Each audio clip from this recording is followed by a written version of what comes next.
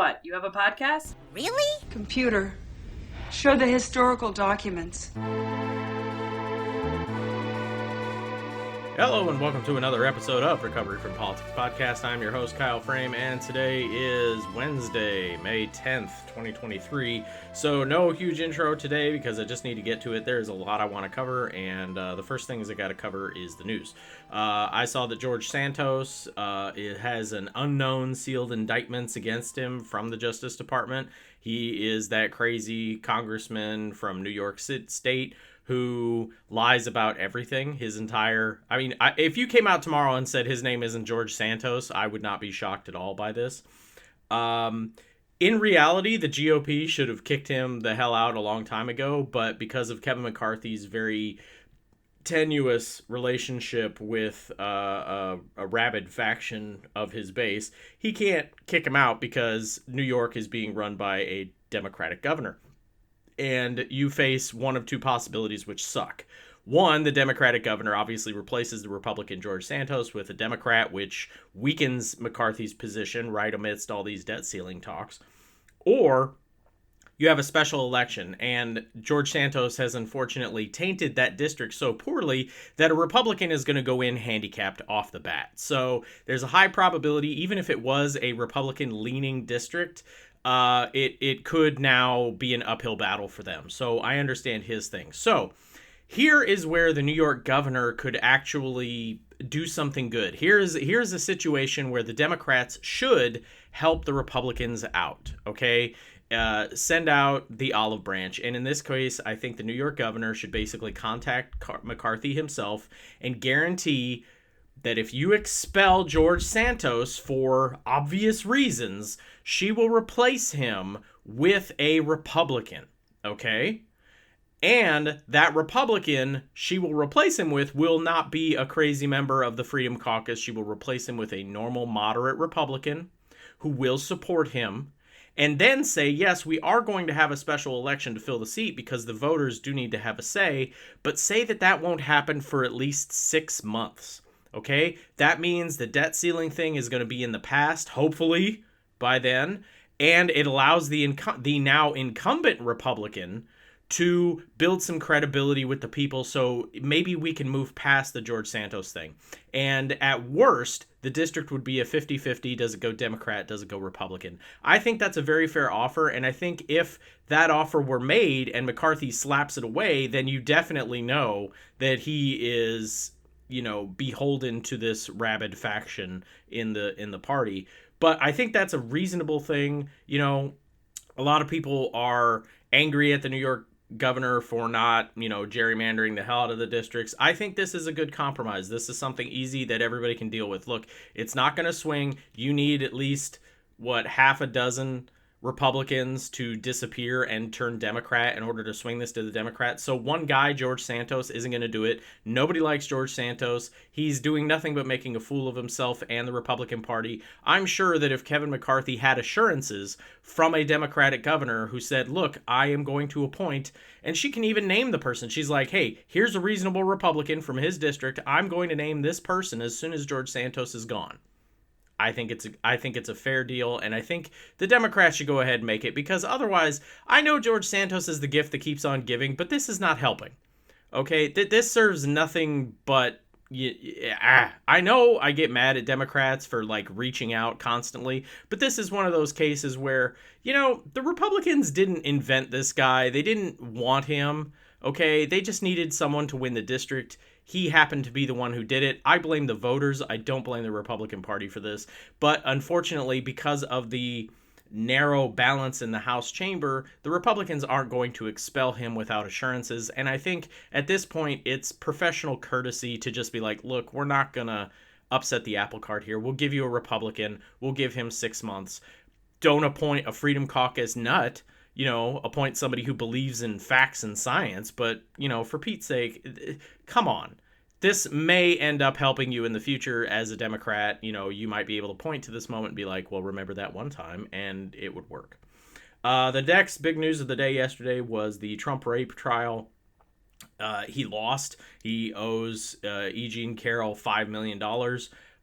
I'm kind of nonplussed about this. I don't think it's going to change any minds. Either you were for Trump or you were against him. If the grab him by the pussy comment didn't affect you way back in 2016, this isn't. You know who this guy is. You know what he's capable of. This isn't going to do anything.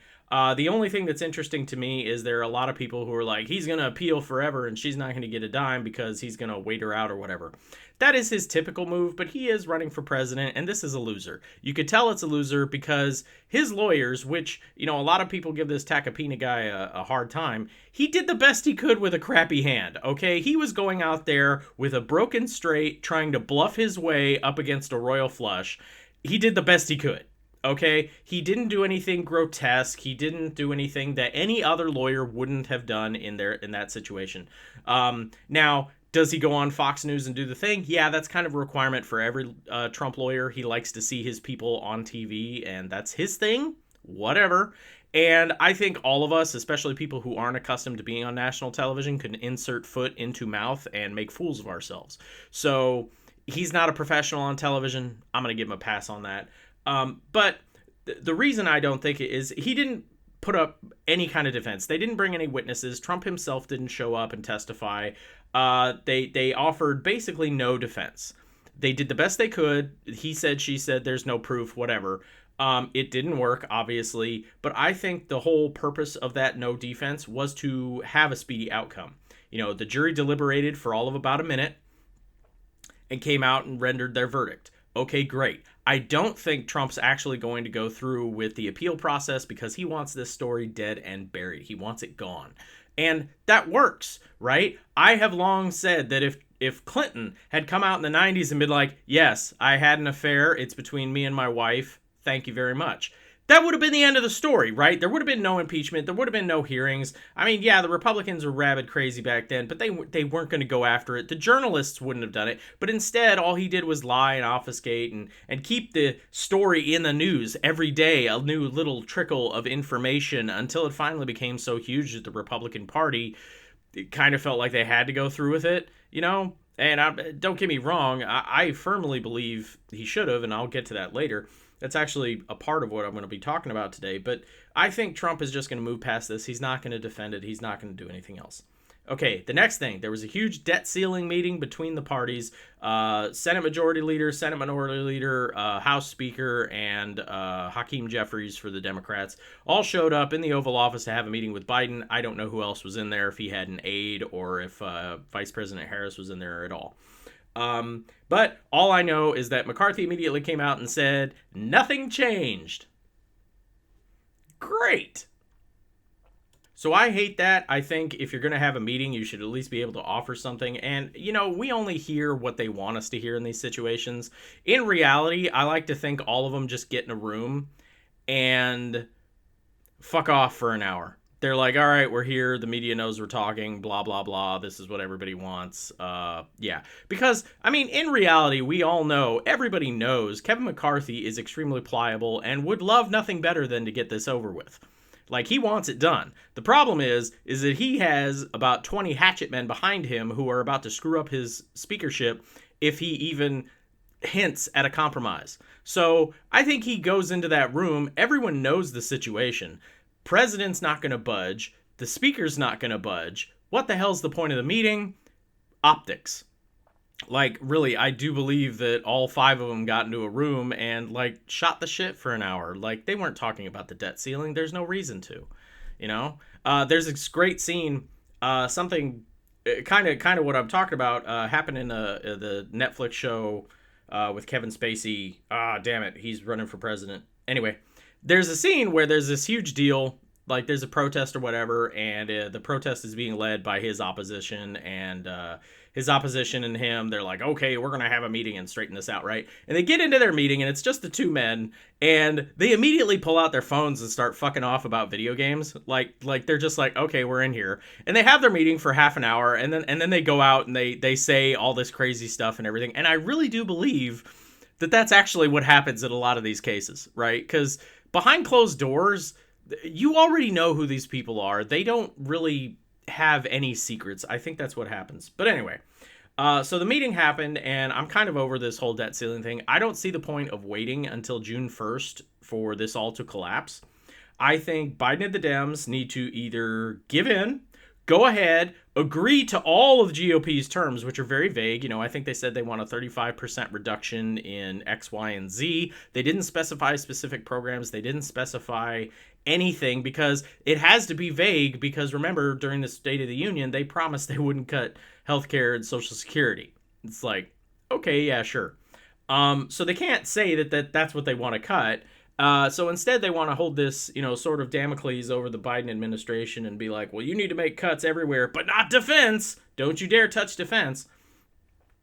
So I think basically what they could do is Biden and the Dems should give in and basically turn to the people and be like, hey, what did you want us to do? Send 7 million of you into the unemployment rolls, which is the current prediction right now that 7 million people as of June 2nd will be unemployed. Just instantly. That's not good for anybody. Also, I think the generous estimates are that the stock market only crashes by a third, which is fantastic. So I think Biden and the Dems should just be like, hey, yeah, we gave them everything we want because we're tired of this.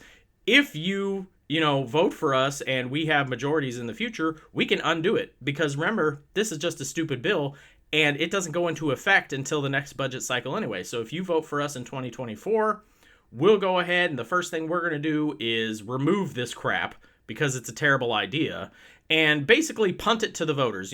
Use it like the Republicans did the Supreme Court in 2016, where they held a Supreme Court seat hostage and they basically said, we'll let the voters decide. Well, that's what Biden could do. He could basically say, yeah, we're going to do this and it's going to forestall the crisis. But ultimately, we're going to let the voters decide. We're going to constantly bang the drum and remind them, hey, if you vote for Republican, you are voting for the death of a lot of programs.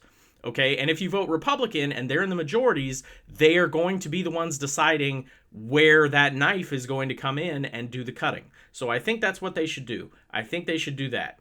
The second thing they should go ahead and do, I have 3 options they could do. A second thing I think they should do, just mint the damn $1 trillion coin now. Just have the president go to the treasury, mint $1 trillion coin, deposit that bitch, and pay the bills. And just be like, you know what? I'm not even playing this fucking game anymore. We're done with it. We're just done. Don't wait till June 1st.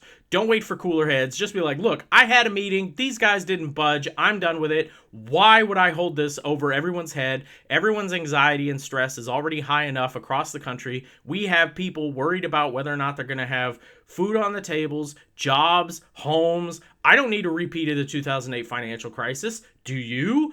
And basically just do it, okay? And then force the Republicans to sue and say he doesn't have that power. The third option is very similar. Just call the 14th Amendment's bluff. Okay, the 14th Amendment says fast and serious, hey, the credit of the United States shall not be in question. That is in the Constitution. It is enshrined there. And by its very nature, the debt ceiling would bring the credit of the United States government into question. Therefore, I say the Constitution wins on this one. It's pretty cut and dry. Unfortunately, we have this thing called the Supreme Court, but here's the beauty of it. Biden should go ahead and call this bluff, lay it at the feet of the conservative Supreme Court, and then have the court justices, who are already facing insurmountable scrutiny and lack of trust, have them be the ones to tell the American people, nah, screw it. The United States faith and credit, actually that part of the Constitution that we have, that amendment, yeah, that actually, we're strict constitutionalists, but actually no, we're gonna go ahead and plunge the global economy into a depression for shits and grins. Like, seriously, if people didn't like the Supreme Court before, they're gonna be out with pitchforks and torches, and I think John Roberts knows that. And I think he's deathly afraid of this coming to him. And I think that's a good thing. Because if Biden goes ahead and challenges and this thing gets punted to him, and they actually have to make a decision about it, I think John Roberts is going to twist every arm on that court to at least get a 5-4 saying, no, the 14th Amendment stands. We don't want this. Like, he's already under the gun right now. There are people calling for like half his group to resign under pressure from all these scandals and financial dealings. I think the last thing he wants to do is have a court full of rich conservatives deciding that all the poor people get screwed tomorrow. So I say go ahead and bring it. And honestly, what's the worst outcome? For me personally, as a liberal, as somebody who hates the Supreme Court and just flat out thinks it should be abolished, This would be great news for me. Okay, if we bring this up and the Supreme Court goes ahead and decides our economic futures, I think that's going to be a huge turning point for millions of Americans saying, you know what? Fuck these 9 people. We need to destroy them. We need to get rid of them, like now. They need to be impeached. They need to be retired yesterday. We need to completely reform the system. And I think that's what's necessary. So, honestly, this is a win-win for me if they did the 14th Amendment. I think that should have been the first line of defense, but that's not me. Regardless, either way, I hate the ticking clock. I hate the time bomb that's going on right now. I hate that every day I'm looking at the news to see whether or not somebody has budged on this thing. I don't like it, okay? I really don't. It drives me crazy, and I'm sure I, as somebody who does not own stock, if I'm freaking out about it, then I'm sure that there's a ton of people who do own stock and have retirements in Wall Street who are deathly afraid of this thing happening again. Remember, 2008 wasn't that long ago. There were a lot of people, they lost their jobs, they lost their homes, they lost their retirement. I knew somebody personally who was close to retirement, and then 2008 happened, and he had to keep working, and then he died before he was able to retire. 2008 meant that he never got to spend a single day in retirement. So I am extremely sympathetic to this crap, and I say screw it. Either do it or don't, but quit with the ticking time clock. Get it over with. And that's all me right now for that. But the next thing, I know we just spent like 16 minutes on this, and I'm sorry, the news is a lot, but I actually have a much bigger story that I need to get into right now, but first, some context. In order for authoritarianism to flourish, a lot needs to happen. It requires 2 weak political parties. One, for the authoritarian to take root in our case, the GOP, and one incapable of challenging it, again, in our case, the Democrats. As long as one of the parties is in a position of strength, authoritarianism can't take hold. Either the party with the attempted authoritarian branch, they cut it off. They're like, nah, get the hell out of here. Or when one party has been taken over by authoritarianism, the other party in a position of strength is merely like, are you crazy? And the voters naturally reject the authoritarianism and go towards the party of strength. How the GOP was uniquely set up for failure has been investigated since Trump won his first primary state, right? It's been beaten to death, right? A lot of the left-leaning individuals have been screaming from rooftops since Reagan that there's this unholy alliance between racism, religion, and nationalism within the Republican Party. The stories allowed Clarence Thomas to be seated amongst credible sexual misconduct accusations. Meanwhile, President Clinton adopted free market ideology and implemented welfare reform. In what I think was the most consequential act, President Clinton repealed the Glass-Steagall Act, the financial regulation first put into place by FDR during the Great Depression, specifically to regulate the financial industry. This single act by Democratic President Clinton directly led to the 2008 financial crisis, causing the single largest transfer of wealth from the American middle class to the 1% in history. When faced with a sex predator in office, rather than forcing him to resign or voting to impeach, thus making Gore an incumbent, they sold their souls and delivered Congress and the presidency to the Republicans for the next 8 years. This cost the Supreme Court, as Bush ended up appointing John Roberts and Samuel Alito to replace Sandra Day O'Connor and William Rehnquist. We could have had a 6-3 liberal court in 2006. During the 2000s, the Democratic Party completely failed to leave. They went along with big headlines like the Patriot Act, Homeland Security, and the Afghan and Iraq wars. They also went along with short-sighted education reform, thanks to No Child Left Behind. The gutting of bankruptcy protections, which is one thing that, then Senator Obama said was his biggest regret in the Senate. And then destruction of print journalism. Basically Since the days of George Washington, when he was president, one of his first acts was to subsidize print media. They realized that an educated populace was necessary for a functioning democracy. So, from a law from the literal 1700s, it was basically dealt with that the post office would deliver print magazines, newspapers, print media at, a very reasonable price, usually at cost. So, this is when you started seeing the price of stamps just like skyrocket. But basically, for a long time, the post office would deliver you like the Nation magazine, the Atlantic, whatever it is you read, and they would deliver that at cost. And then, that would save the publication's money and whatever. Well, because they went ahead and stripped this and they killed it, now all of a sudden you see print journalism dying. Whereas I mentioned the other day, all the jurors that were potentials for the Jean Carroll case against Trump, not one of them cited a single print media source as their source of news. They also went ahead and went along with blanket protections for the telecom industry from us, right? That was a huge deal because the Patriot Act allowed the U.S. government to spy on us. The U.S. government went to the telecom industries and basically said, hey, we need information on Joe Blow over here. And the telecom industries were like, sure, without a warrant. So citizens of the United States naturally wanted to sue the hell out of AT&T. Well, the United States government went ahead and went along with giving them protection, saying they could not be sued for violating our space. This was your Democratic Congress in hand because that law passed in 2008.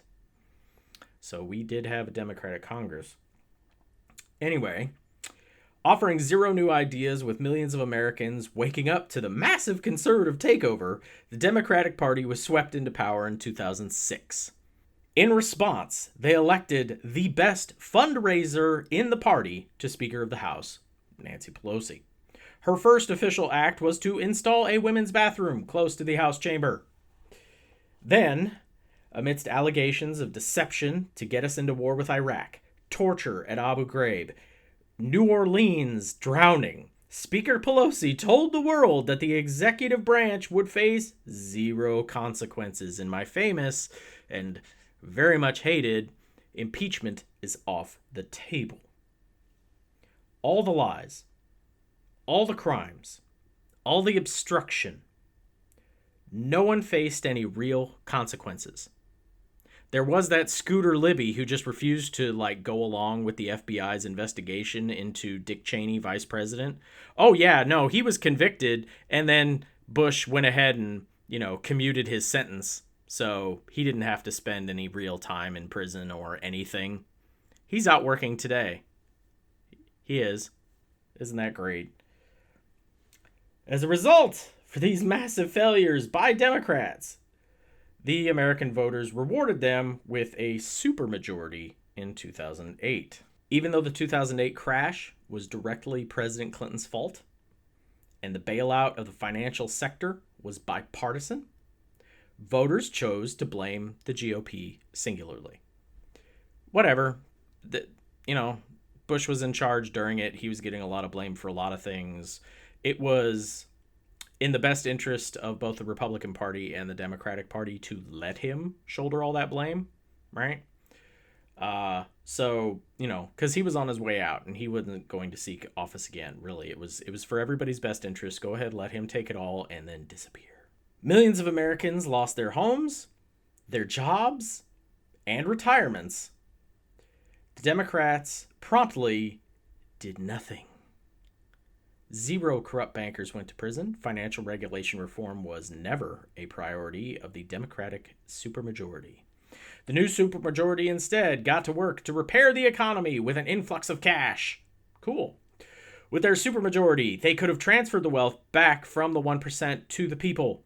They could have shit-canned the Bush tax cuts, raised rates on corporations, add taxes to stock trades, or reinstituting, Glass-Steagall. That could have been fun. Instead, Democratic leader Nancy Pelosi and Senate leader Harry Reid turned to the universally loathed super-minority Republican Party and gave more tax breaks to corporations to try and be bipartisan. GOP support was negligible. They got everything they wanted and didn't have to do anything to get it. I mean, coup win for them, right? Next up was the new president's singular, towering campaign promise, healthcare reform. With a supermajority, the Democratic leadership didn't spend their time strong-arming moderates to get a more inclusive bill. Instead, Speaker Pelosi spent her time threatening the liberals in her caucus to stop demanding Medicare for all or single payer. They could get on board with Republican Governor Mitt Romney's healthcare plan, or they could face DNC-backed primary challenges in 2010. This is a very real thing that happened. Nancy Pelosi threatened the liberals of her caucus with primary challenges if they didn't stop making demands on the Republican healthcare plan. Having betrayed their own base in implementing a slew of Republican legislative ideas, the American voters decided they might as well elect real Republicans rather than Democrats masquerading as Republicans, and quite frankly, I don't blame them there. So from 2010 to 2016, the Democratic Party was powerless in the legislature. Did they rally behind environmentalism following the BP oil spill or Hurricane Sandy going clear the hell all the way up to New Jersey and New York? No. After a single mass shooter killed 20 elementary school children in Sandy Hook, did the Democratic Party speak with a single voice, holding the NRA and GOP's feet to the fire? No. Instead, in 2016, the Democratic Party had a choice. Back a candidate with actual new ideas and a fresh perspective, or back a candidate who represented the same poor decisions, poor judgment, and no new ideas. They chose to back the most unliked politician that had zero accomplishments. Yet while the Democrats lost pitifully against the new MAGA party, it once again allowed Nancy Pelosi to enact her bold plan, the same plan that swept her into power in 2006. Offer absolutely nothing new and let the Republicans hang themselves. Now, I'd like to take a break, brief time out here. Allowing your opponent to self-destruct is actually a very good strategy. If all you have to do to win is be quiet, you should absolutely be quiet, right? The last thing you want to do is roll the dice on a policy position that could totally turn out to anger the voters, right? Like, I get it. In fact, this just happened. The Republicans were trying to run on, oh my God, jobs and the border and all this. And then I think it was Tim Scott in Florida, like, announced his budget plan that would have slashed Social Security and made raised the retirement age to 67. And Mitch McConnell was like, bitch, no, what the fuck are you doing? You're totally screwing us. And the Democrats did take that, like, total self-own and like, hammered them for it. So my critique of Nancy Pelosi's is not so much in, you know, how she gains the power. You know, this was a good strategy. Trust me, if your opposition's self-imploding, like, totally fucking let them. That's not even a thing. Like, yes, absolutely, let them do that. My problem with her is the follow-through after she wins. For example, out of power, the Republicans have been screaming about Hunter Biden and the deep state, right? Once they won, House GOP leadership created an entire committee headlined with GOP attack dogs to go after their conspiracy theories. Pelosi doesn't do that.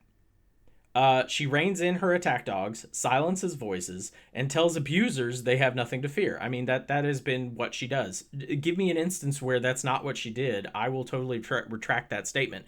But in my history, in my recollection, the only thing she does is tell her attack dogs to be quiet, shut up squad, and then goes ahead and tells everybody, oh, well, I don't really want to impeach, and it's off the table. And impeachment's really, you know, it's destructive. It gets in the way. You can't really legislate while you're busy impeaching, and blah, blah, blah, all that. So, you know, when you have the Republicans, when they go ahead and they go out and they say, we're going to get them, and then you vote them in, they actually do go get them. Now, it's all bull because it's conspiracy theory nonsense and it's all made up and none of it's real. But at least they're doing it, right? Like, they go after it. So that is a huge difference between the Pelosi doctrine and what the GOP does. Anyway, 2018 comes And you see a new group of young Democrats, the Squad, swept into power amongst dislike for Trumpism, right? Trump is the reason the Democrats won in 2018. It had nothing to do with the economy, which was doing great. COVID hadn't happened yet. Ukraine war hadn't happened yet. Nothing had really, the Mueller investigation was still ongoing, but it was very quiet, very tamped down. We didn't know what the hell was going on. The Democrats won solely on dislike for Trump and Trumpism. So, of course, the Democratic Party that did everything in their power to silence the Squad and the people who were elected to specifically go after Trump. Either by funding primary challenges against them, which Pelosi did do, or doing the bare minimum to defend them from right-wing smear attacks, especially Ilhan Omar. Charges against her of being anti-Semitic are completely bogus and bullshit, especially when confronted from the fact that the Republican Party has said and done way worse, like exponentially worse. They've done exponentially worse. They are the party of, going after George Soros, even though there's no evidence that he's doing anything really, just because he is a Jewish boogeyman that they love to point to, and yet they have the gall to go ahead and say that Ilhan Omar is anti-Semitic for suggesting that, foreign governments, their lobbyists pay Congress, which is true. Like, I get it feeds into the anti-Semitic trope of dual loyalties and also the money thing, and I understand that, but at the same time, I'm looking at her statements and I'm saying, where's the lie? She's not the one going out saying George Soros is secretly controlling everyone, right? She's saying a very true thing, which is that Israel does budget money to pay into Democratic congressmen and their re-election campaigns. Like that is fact. And did she say it crassly? Yes. But she wasn't wrong. And rather than defend her, which Nancy Pelosi did not do, instead they just went radio silent. They went completely silent. They don't defend her.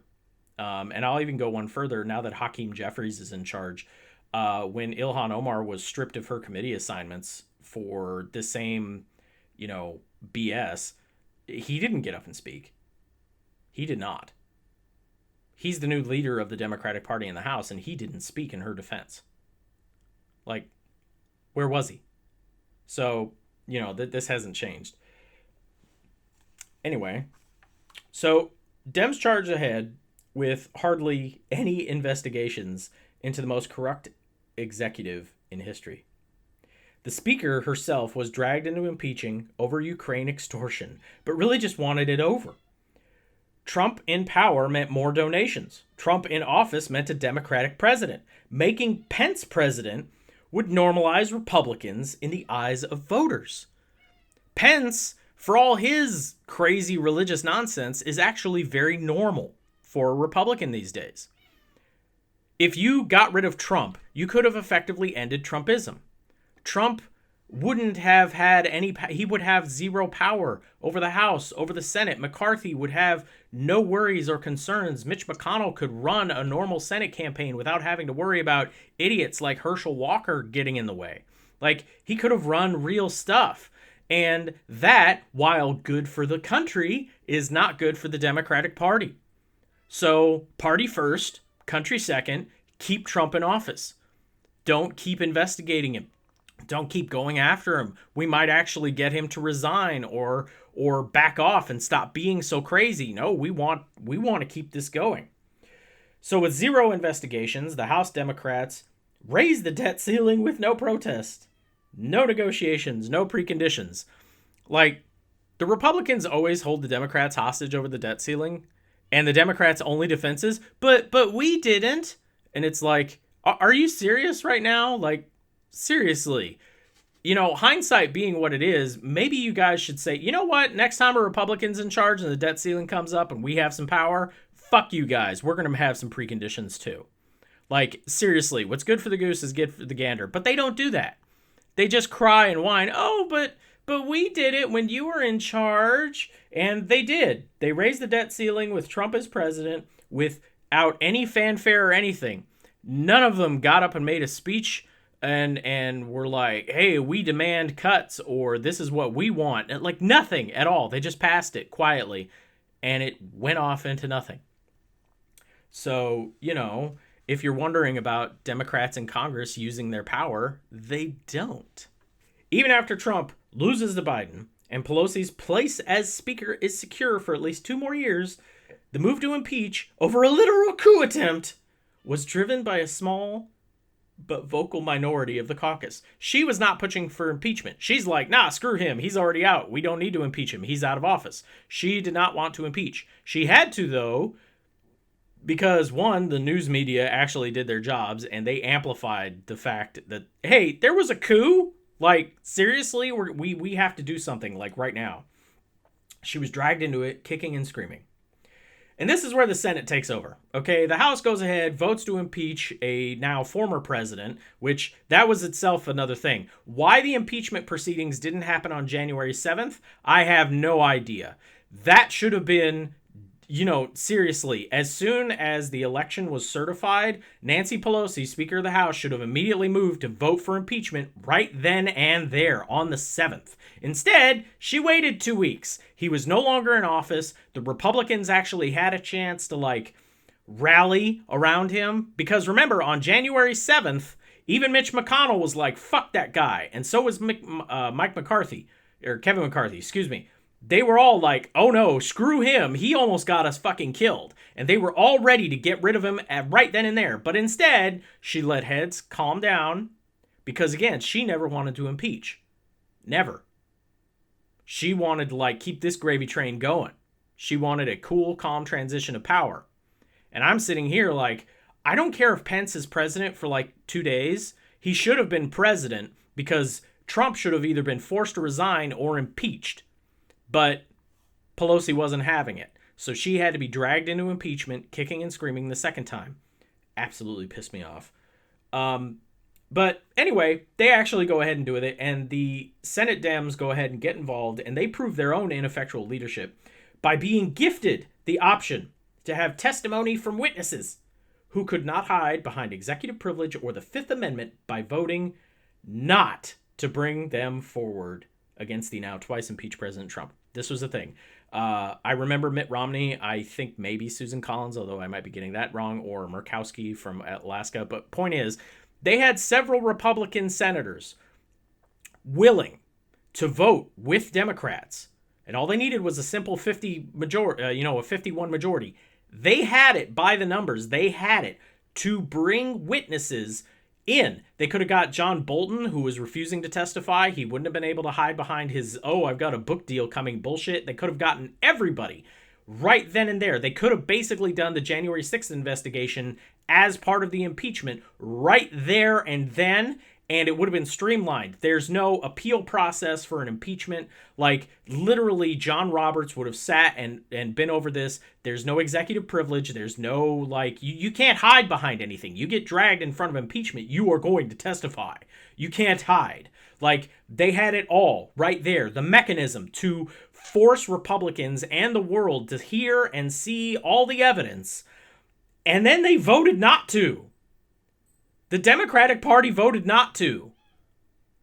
Which gave Republicans like Lindsey Graham all the excuse they needed to vote not to impeach because, the damage is already done. He's already out of office. What does this really do?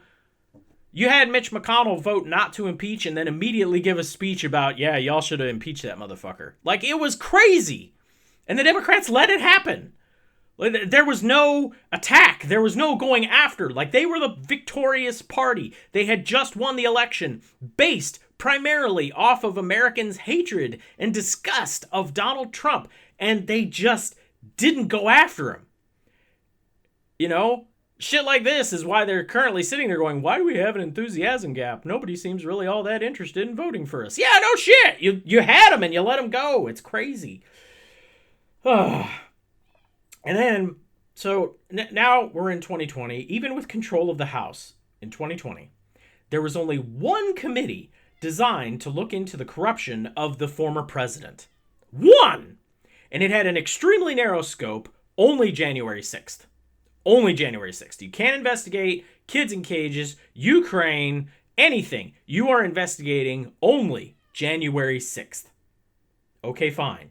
And then Nancy Pelosi goes even a step further and self-owns by putting Liz Cheney on that committee. And a lot of people want to give her credit. No, sorry, because Liz Cheney had conditions. And Liz Cheney's condition was, I will help you bring down Trump, but you will not, under any circumstances, investigate all my fellow Republican congressional members who were involved in January 6th.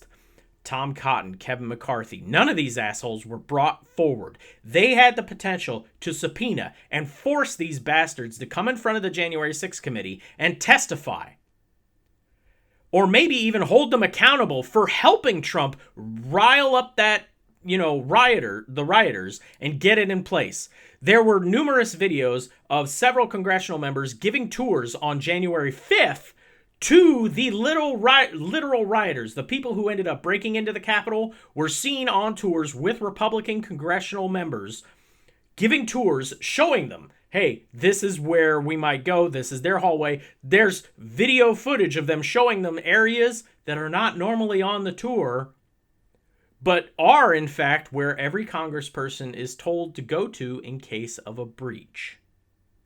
We didn't go after any of them. None of them were held accountable.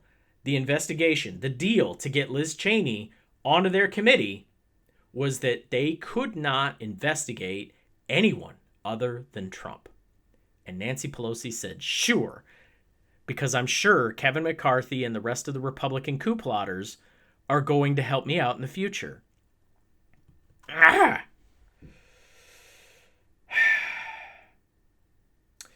Meanwhile, the Senate was a perfect 50-50 split. So they didn't have the ability to call subpoenas. Apparently you need a majority for that. I don't know. It's a bullshit Senate rule. Anyway, but they went ahead and demonstrating the Senate's dysfunction. The filibuster was allowed to exist. Remember, one of the big complaints everybody had specifically was that Merrick Garland was denied a hearing because Mitch McConnell, a year out from the election, said, yeah, we're going to let the voters decide. Yet, 2 weeks before the last election, Ruth Bader Ginsburg croaks, and he rams through Amy Coney Barrett. And everybody's pissed off about this. Everybody wants Supreme Court reform. Everybody needs it now. But the filibuster was allowed to exist. No moves were made to address the GOP's manipulation of the judiciary. Any bills from the House concerning police reform were not considered. Immigration reform, dead. Banking reform, dead. Election reform, dead. Senate Democrats allowed 2 outliers within their own caucus to silently kill everything. Now, it's one thing, I understand you don't have the numbers, right? Hey, in reality, it was a 48-52 split, and the Democrats got to say they were in power in name only. I understand that. Yet still, where was leadership? Why weren't they banging on the drums? Why weren't the Senate Democrats every single day attacking the 2 outliers, going after Republicans for their hypocrisy, banging the drum, making noise constantly? They never did. They allowed those 2, who surprisingly one of them is no longer a Democrat, they allowed those 2 to hang the entire Biden agenda up and shut it down. The very idea that maybe liberals could squeak in there and offer something different and new, and some kind of new reform, was immediately squashed. We had nothing, absolutely nothing, that wasn't already a Republican idea. And the executive branch didn't do any better. A return to normalcy was a great talking point for 2020 because Trump was definitely not normal and we all really wanted it, which is why we voted for Biden. But apparently a return to normalcy also meant a return to not holding previous presidents accountable. Attorney General Merrick Garland quietly did nothing. A neutral special counsel was brought in after 18 months over potential national security breach of documents. When it was discovered President Biden had a document issue of his own, A.G. Garland wasted 0 time. He didn't wait 18 months. He appointed a hardcore pro-Trump Republican to investigate the president. Not once Did anyone in the administration try to explain the differences between these two cases and why one is an oopsie and the other is like malignant cancerous growth? Like one is national security and the other is, hey, I found this shit. What do you want me to do with it? Like, seriously, nobody tried to do this. Merrick Garland just immediately was like, find me a pro-Trump prosecutor to go after the president. Yet, again, I'd like to emphasize that when Trump was the one being investigated, he had to pick a neutral arbiter. He had to pick a Republican who was seen as neutral. Yet when it was a Democrat, it was hardcore, let's get somebody pro-Trump, pro-MAGA to like fuck him up. That is a crazy thing. Elie Mystal brought it up himself. He was noting that every single time a Democrat is getting investigated, it has to be by the most voracious, vicious attack dog that the Republicans can find. Yet, every time it's a Republican under investigation, it has to be a neutral Republican who goes at it with kid gloves. It is a crazy hypocrisy. It is completely political. And to me, proved that Merrick Garland should have been fired right the hell there. But the executive branch left him in. As a result of all of this complete lack of leadership, Pelosi's tenure as Speaker finally came to an end in 2022, when the voters, faced with an existential crisis of democracy, willingly gave the House to the Republicans. So this is the part where most of you, especially people who've been listening to this show for a long time, are like, Kyle, why on earth are you bringing this up again? We get it. You hate Pelosi. That's fine. That's fair. That's fair. But I feel that it is important to mention all of this to just remind everyone that in my entire lifetime, the Democratic Party has never gained control or maintained control because they were awesome or they had something new to provide. They have only ever won power off the incompetence and corruption of the Republican Party. This idea that 2024 is going to be the Democrats' year is based solely on the fact that Donald Trump is the presumptive nominee.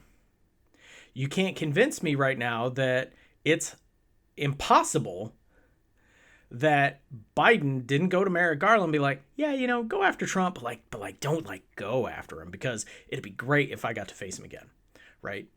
Now, there are members of the media who are pointing out we should never give someone like Trump a 50-50 chance at the presidency because I don't care what the polls say.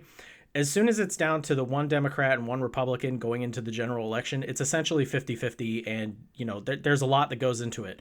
You don't know what could happen. A war could start. The economy could crash. One of the presidents, especially at their advanced age, one of them suffers a heart attack or has some kind of, age-related medical problem pop up or something. A million things could go wrong between the time that Trump secures his nomination and the general election. So there's no guarantee that this is going to work. My problem with the debt ceiling is that I believe a lot of the Democrats let the debt ceiling keep happening, knowing damn well the Republicans are going to do what they are currently doing, specifically because they think it will help them in the next election. Not what's good for the country, not what's good for its citizens, what is good for the party. And what's good for the Democrats is that the Republicans tank the economy, or that it is seen as the Republicans are tanking the economy. Now, they're forgetting the fact that the economy collapsing would happen in 20 days, and the general election doesn't happen for another 18 months after that. A lot can happen between then and there. American voters are idiots, and they have short attention spans. And so even if the economy defaults and 7 million people become unemployed and the market tanks by a third, even if the worst projections turn out to be true, and then suddenly, miraculously, everyone gets their shit together and puts the genie back in the bottle and everything goes back to normal, it's very possible that a lot of people will get hired, that with the next 18 months, everything goes back to more or less normal, and the economy is not a major thing coming up. And as soon as the economy is not an issue, people don't vote on it anymore, okay? People only vote in the economy if it's bad. If it's good, no one cares. Okay, it's the ultimate suck if you're running for president because you get all the blame, but you get none of the credit, right? Nobody voted for Clinton in the 90s because he was good on the economy. No, the economy simply wasn't an issue. It was an issue for Bush when he ran against him in 92, but as of 96, Dole didn't have anything to hammer Clinton with over the economy, and Clinton could champion that he was good for the economy the whole time, but nobody gives presidents credit for good economies. You have to be exceedingly good. You have to be FDR coming out of the Great Depression good before anybody's like, yeah, actually, he knows what he's doing when it comes to the economy. So it's highly probable that this gamble that they're all taking with our retirements and our jobs and our livelihoods completely goes away, just disappears, right? And the only thing they'll have to show for it is, hey, there was this really awesome month where we got great headlines. And that's it. Because the Democrats aren't lining up to actually give us anything right now. And they're blaming it all on the Republicans. Now, you can do that, sure, but at the same time, I don't see Hakeem Jeffries on the news every day. I don't see Chuck Schumer on the news every day. I don't see the president on the news every day. Some of that's good, actually, considering who was. But I'm not seeing the Democratic Party act like they actually need to work for 2024. That's my concern. That's why I bring this up. That's why I call it the Pelosi Doctrine. Okay? The Pelosi Doctrine is hope the other side fucks up and then we get power. And then once we're in power, we don't really do anything. We just make our own base really pissed off at our own ineffectualism, right? They didn't do anything. We voted them in, yes, as a return to normalcy, sure, but we also voted them in to go after Trump and the Republicans who fucked us over for 4 years. And they're not doing it. They never have. From the executive branch to the Senate to the House, they did nothing. They did the bare minimum at all times. They brushed off our concerns. The Supreme Court's corrupt. You need to do something. Oh, no, it's fine. It'll work its way out. Really, just keep voting for us. I mean, Roe v. Wade happened. They had 6-week head start on it because of the Alito, breach, and we all got a draft of this thing before it happened and became official. They had 6 weeks, and the only thing that happened when it actually became official was everyone got an email from Nancy Pelosi asking for donations and votes. Don't forget to register, and I'm worried that that is basically their plan coming up. The economy's going to be crashed due to a self-inflicted wound. And their only response is going to be, well, y'all should have voted Democrat. And look, I'm all for making the voters feel pain for their stupid-ass decisions, but that's because I'm one of them, okay? I'm out here on the outside. I'm not actually responsible for what Congress does. If I was, I'd be singing an entirely different tune, like, hey, I don't give a fuck what the Republicans are asking for. You give it to them right now, and then you turn around and you say, hey, everybody, remember, we have an election in a year and a half, and if you vote for them, these cuts are going to be permanent. These cuts will actually go into effect. Remember, these cuts that the Republicans are asking for are not immediate. They're promises on the future that we're going to cut spending by whatever the hell their magic number is. It's not set in stone. The next Congress, if Democratic, could easily just vote to blow it up. And be like, we only did that because we had a gun to our heads. Fuck them, we're not doing it now. They could do that, but that would take political will and some strategy, and I'm not seeing it. I'm not seeing it from them. The media is more or less doing this the right way. I do hear a lot of people, never Trumpers and people on the left who are screaming, why the hell are you guys doing this? You do realize Trump can get reelected. Like, it is a very real thing. Recent polls have shown this man, under the right circumstances, can be reelected again. Okay? It's entirely possible. And the Democrats are not acting like it. So my critique is not to the voters even. It's not to the media, who I think more or less are covering this the right way. Yes, they could improve, of course. My main concern is that I don't see the urgency from the Democratic Party. They're not acting like this is the end of democracy. They're acting like, Trump being president wasn't bad for us. We won the House. We out-fundraised the crap out for them. And if you're one of those people who looks at the polls from a generational standpoint, you can see that the younger people are heavy Democrats. Heavy, right? And once somebody picks their political allegiance, more or less, they stay that way. It takes something really transcendent and different to move somebody off of, I've been a Democrat my whole life, right? It is possible, But more or less, it takes a lot. And usually what happens is you pick your party and the party doesn't go through for you. It doesn't work the way you want it to. So what do? You just decide not to vote. You become one of those cynical people like, you know what? Both parties suck. Fuck them. And then you don't vote anymore. Right? Like, that's usually the worst case scenario for them. And I think there are a lot of Democratic pollsters who are looking at that saying, if we just keep letting the Republicans win, we'll be in power forever. And we don't have to change anything. A lot of people want to go ahead. And I remember back after 2012, Mitt Romney loses to Obama. And it's a huge gut punch to the Republican Party. They really thought they had a winner with Romney. Whatever. They went ahead and they did what is now referred to as the autopsy. And the autopsy basically said, hey, idiots, quit alienating minorities and women with your bullshit, right? And they were all set to do that. And when there were 17 assholes up on the stage for the Republican primary, 16 of them bought into that. Hardcore. Jeb Bush really did. He was sitting there like, fuck yeah, I've got this in the bag. I was a Florida governor. My kids are half white because I married a Hispanic woman. He fit the perfect demographic for this brand new, kinder, gentler Republican Party. And he got absolutely destroyed by Trump, who came in and said, no, you guys don't have to change anything. We can keep being the same assholes. In fact, I'm going to be the biggest asshole you've ever heard of, and I'm going to win. And it worked. And it even reminds me, before that, 30 years earlier, where Jimmy Carter was sitting there telling everybody the real truth. America is in decline, and we need to address it. We need to fix things. We need to change how we see the world and how we view it. And then Ronald Reagan came in out of nowhere and was like, fuck that guy. We don't have to change anything. We're Americans. In fact, we're going to double down on being Americans. We're the smartest, bestest people in the whole fucking world, and we should run the world that way.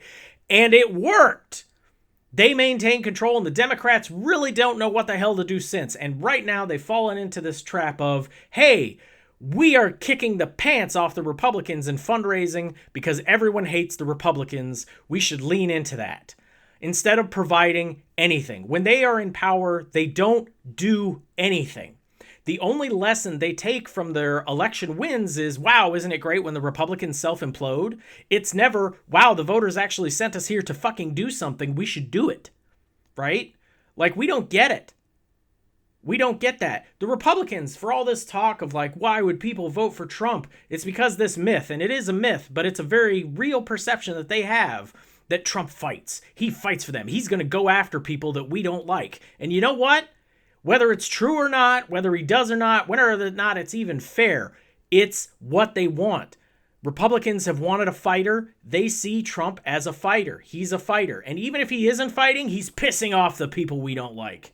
And so they vote for him for that. The Democrats don't have that. The Democrats don't have a champion who's like, you know what? Those Republicans over there who have taken away your health care and taken away your ability to, vote, even in a lot of cases, I'm going to go after them. I'm going to fuck them up. I'm going to use the levers of power to go after them and make their lives a living hell because you deserve retribution. That is not on the table for Democrats. They are just letting this happen. And right now, it's all stacking up the same way. I'm pretty sure that the Democratic elite, the people actually running the party, the Bidens, the Schumers, the Pelosis, the Jeffries, they all look at this and they think Kevin McCarthy fucking up the economy and Trump coming down the pipe is the best thing in the world for them. They honestly think this is how Jeffries becomes speaker and Biden gets reelected. I really do believe that because they are acting that way. Okay? Why else would Merrick Garland still be the Attorney General? I mean, seriously, Biden would face no criticism for dumping his Attorney General right now. If he says, you know what, the guy hasn't done what I think he should be doing, no one would criticize him at all. No one. His own party would be like, yeah, okay, well, he serves at the pleasure of the president. Next. Biden could fire him tomorrow. He doesn't even have to replace him with a real attack dog. Just firing him would probably be a net bump. But he doesn't do it. So it only leaves me to believe Garland is doing exactly what Biden wants, which is, yeah, go after Trump, but not really. Because I think I can beat him again. And that's a hell of a gamble. Further proof, the Democratic Party, our president, are putting themselves before what's best for the country. What's best for the country? Biden another 4 years or Trump? And obviously it would be Biden. But if you knew for a fact, if I told you for a fact, Biden's going to lose, you would change things, right? But they don't seem to. Because again, I think they're hedging their bets. I think Pelosi and Jeffries now are sitting there and they're thinking, even if Trump wins 2026, the House will flip Democrat for sure. Because that's what happened last time. And we don't have to change anything. We don't have to provide anything. We don't have to spend money on focus groups and talking points or actually fixing anything. This is all about power, pure and simple. A lot of people want to point to the Republican Party and be like, oh, they're only sucking up to Trump for the power. And I'm sitting here and I'm telling you the Democrats are absolutely no different because no one's holding their feet to the fire. Okay? The only way we can affect this. Now comes the part where I'm going to tell you what to do about it. The only way we can change this, the only way we can change the trajectory is to primary the fuck out of every Democrat that runs this year. Okay? Every single one of them. And yes, even the squad. I want every single Democrat to feel the pressure from the left, from the attack dogs, saying, hey, we didn't just vote you in to be caretakers of the government. We voted you in to go after some people. We have been wronged, and we want justice. We can't just keep sitting here hoping for the other side to gain sanity. They need to be purged. They need to be. We need to go after them because, for fuck's sake, they're coming after us. Okay? Even if it's bullshit conspiracy theories, Jim Jordan and James Comer are holding hearings on those conspiracy theories specifically to come after us. They are going after invisible masterminds like George Soros as if he's really something they need to worry about. They are protecting the white nationalists among them. Okay? The shooter from Allen, Texas literally had Nazi tattoos, swastika, lightning bolts, the whole shebang that he himself posted. The police department of Allen, Texas confirmed, yes, actually he does. It's not just a thing. And yet they are all still sitting there saying, oh no, it's a liberal plot to make us look bad. They are covering for their white supremacists. And we are doing nothing. No one on the left is doing anything. The Senate now has a majority. They can call subpoenas. They can do this. Where's the hearing on white supremacy? Where is the special committee formed to go after homegrown stochastic terrorism here in the United States? It's not happening.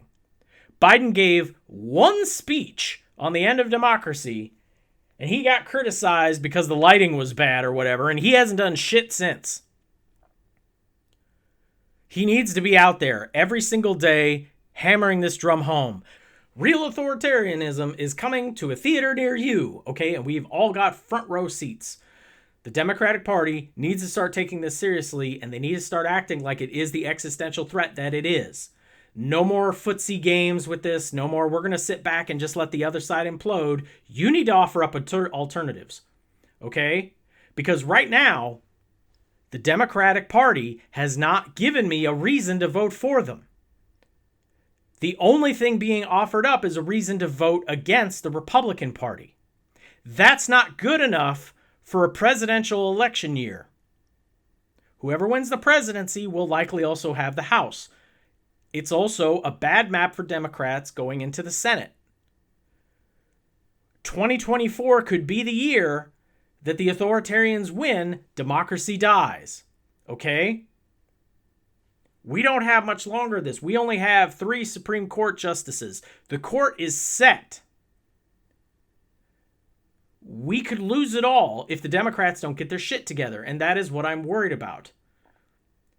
They have been playing by this Pelosi doctrine of let's just fundraise off of the Republicans' misuse of the government and corruption. We'll fundraise off of it and we'll win the midterms. We don't actually have to do anything. We just have to win power. We don't have to make anyone's lives better. We don't have to change the rules. They haven't changed the rules. Nothing's changed here. And that's what's concerning me. That's why I bring it up. That's why I spend over a half hour discussing the history of the failures of the Democratic Party and why I hate Nancy Pelosi so much. It's because this plan is what allows authoritarianism to take place. You need two things: a party willing to be taken over by it, and a party willing to let that party take over. And that is what we're in right now. The Democrats, I think, are in this invisible cloak of it's okay if the authoritarian fascists win because we'll still be able to fundraise. And they don't see the end game. They never see the end game. They're those Germans who are like, sure, the Nazis are anti-Jew, but what are they going to do? Throw them in concentration camps and kill them? That's crazy, because that's the way they're acting. They're acting that way. Oh, don't worry. The Republicans aren't going to suddenly literally start locking up Democrats and killing them. That's crazy. They would never do that. I've yet to see something that suggests they won't. I need definitive evidence that the Republican Party, if they regain control in 2024, wouldn't actively come after people like myself. I'm not seeing it. So the Democrats need to act like it until proven otherwise. Where was it? Trust but verify? I need verification. I need verification. I need to know that the Democrats have my back, and I need to know that the Republicans aren't coming. Right now, I have neither of those things. You talk about an enthusiasm gap? The right has enthusiasm. They are raring to go. They would love nothing more than to put a white supremacist back in power. And they would love nothing more than to go after Democrats in a very real way. Those lock her up chants are cute and funny at first. They turn very real very quickly, and nobody's going to defend us. So that's why I bring it up. I am banging my head against a wall. I am pissing into the wind. I am insert your analogy here. But that's why I'm extremely concerned. The Democrats are operating on a same playbook they've been operating on for over 30 years. The game has changed. Okay? It has. Look at the NFL. Look at the Chicago Bears. The the rules have changed. It is now a passing offensive league. The Chicago Bears, my entire life, have been a defense-first team. They have not ever had a starting quarterback that was worth a shit. You need to adapt to the new game. And the Democrats are not expected to adapt. I am expecting them to play the exact same playbook they always have. Point at the Republicans and laugh and hope that's enough. Hope the fear of a Republican administration is enough to make me vote for them. I am always against voting strictly to keep somebody out of power. I believe if you are a politician, you should give people a reason to vote for you, not just against someone else. Now, if that's your reason for voting Democrat, by all means, I'm not going to judge you for it. But if I was a politician, if I was Speaker of the House, or if I was a majority leader or any kind of leader in the Democratic Party, I would tell everyone, we need to give people a reason to vote for us that isn't just, we're not them. But I'm not in charge. I'm just a guy on the internet. Anyway, thank you very much for listening. I appreciate you guys very much. And we'll see you next time for this. In the meantime, just keep in mind, this is a one-man operation. I have no editing team. I use free software, free everything. I do eventually plan on having a camera and everything, but I may be moving soon. So I don't really want to put a lot of work into a set and all that stuff unless I know it's going to be up for a while.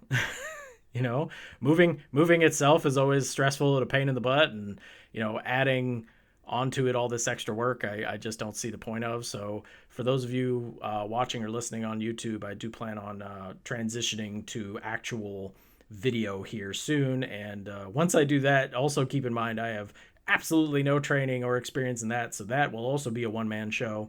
Shouldn't that be fun? But anyway, thank you very much again. Please reach out to me on social media or email. All of that stuff is posted. And we'll see you next time. Till then, stay safe.